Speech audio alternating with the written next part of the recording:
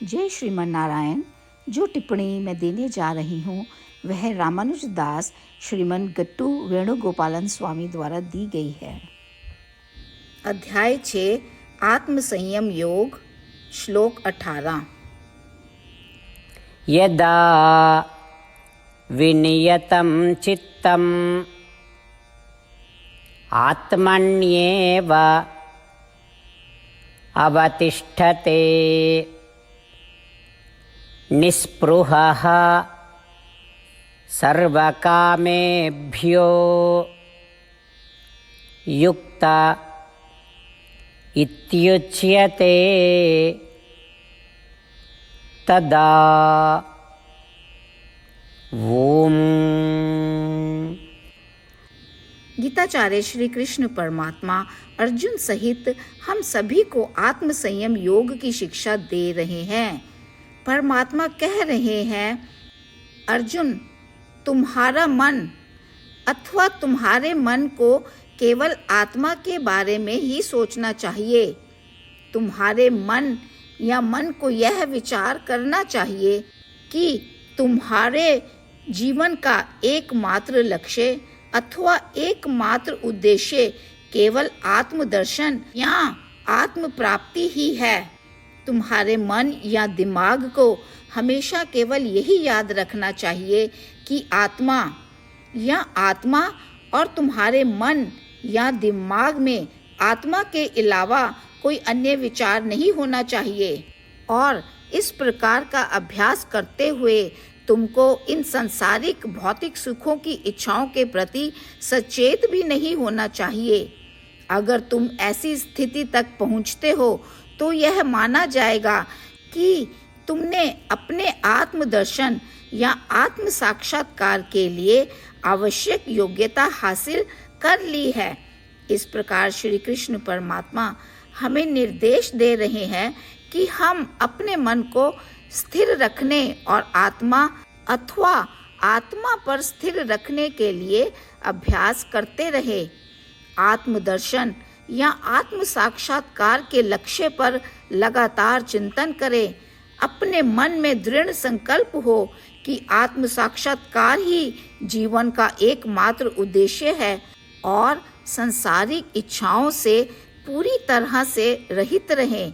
श्री कृष्ण परमात्मा की शिक्षाओं पर ध्यान करते समय और प्रयास करते समय उनके निर्देशों का अभ्यास करें। आइए हम सभी भी श्री कृष्ण परमात्मा के शब्दों को इस प्रकार दोहराएं। यदा विनियतं चित्तम् आत्मन्येव अवतिष्ठते निस्पृहः सर्वकामेभ्यो युक्त इत्युच्यते तदा। श्रीमद् भगवद गीता का संपूर्ण सार श्री कृष्ण परमात्मा द्वारा अध्याय 18 के श्लोक 65 से 70 में 8 कार्य करने के लिए दिया गया है। श्री कृष्ण कहते हैं, मैं उन लोगों से प्रेम करता हूँ जो इन 8 बातों का पालन करते हैं। मैं उन भक्तों की हर तरह से रक्षा करूँगा। श्री कृष्ण परमात्मा द्वारा बोली गई संपूर्ण भगवद गीता को सुनने के बाद अर्जुन कहते हैं, करिष्ये वचनम तवा, जिसका अर्थ है, श्री कृष्ण, मैं वैसा ही करूँगा जैसा कि आप कहते हैं। यही कारण है कि श्री कृष्ण ने अर्जुन को सभी प्रकार की सफलताएं और विजय प्रदान की है। आइए हम परमात्मा को अपना वचन दें कि हम इन 8 कार्यों का पालन करेंगे। परमात्मा को इस शब्द देने से बड़ी कोई पूजा, तप या यज्ञ नहीं है। मैं यह 8 व्रत कहूँगी जो हमें करने चाहिए। आप सब कृपया अपने मन और हृदय में इन पर विचार करें। इस तरह से हम श्री कृष्ण को अपना वचन देते हुए हम सभी श्री कृष्ण के प्रसन्न भरे मुख की कल्पना करें और इस आनंद को महसूस करें। जय श्रीमन नारायण। ये हैं हमारे 8 वादे। हमारा पहला वादा, हे श्रीमन नारायण, जैसा कि आपने निर्देश दिया है, मैं हमेशा आपका ध्यान करूंगी और आपके बारे में सोचूंगी। हमारा दूसरा वादा, हे श्रीमन नारायण, जैसा आपने सलाह दी है, हमेशा आपका भक्त रहूंगी। हमारा तीसरा वादा, हे श्रीमन नारायण, मैं आपकी सेवा के रूप में और आपकी संतुष्टि के लिए अपने सभी कार्य करूंगी। हमारा चौथा वादा। हे श्रीमन नारायण, जैसा कि आपने अनुसरण करने के लिए कहा है, मुझे पूर्ण विश्वास है कि मैं आपकी हूँ और मैं हमेशा हाथ जोड़ूंगी और आपको नमस्कार करूंगी और आपकी पूजा करूंगी। हमारा पांचवा वादा। हे श्रीमन नारायण, मुझे आपके शब्द याद आते हैं, माम एकम शरणम व्रजा 1866, कि आपने आत्मसमर्पण करने के लिए कहा था। हे श्रीमन नारायण, मैं केवल आपकी शरण में जाती हूँ। हमारा छठा वादा।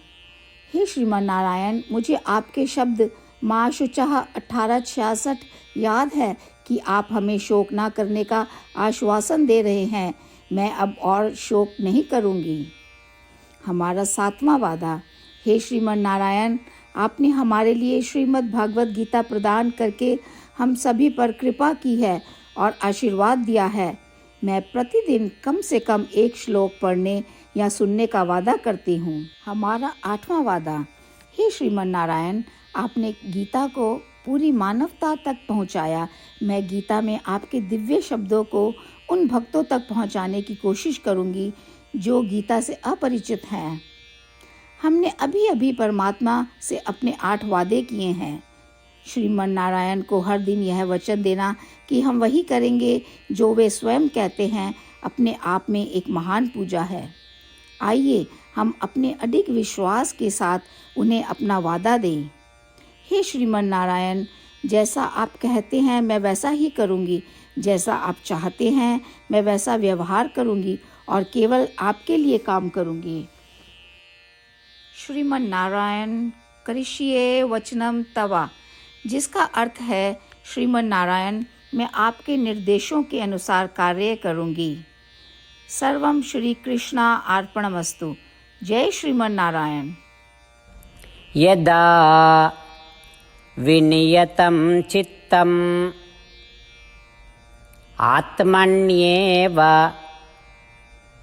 अवतिष्ठते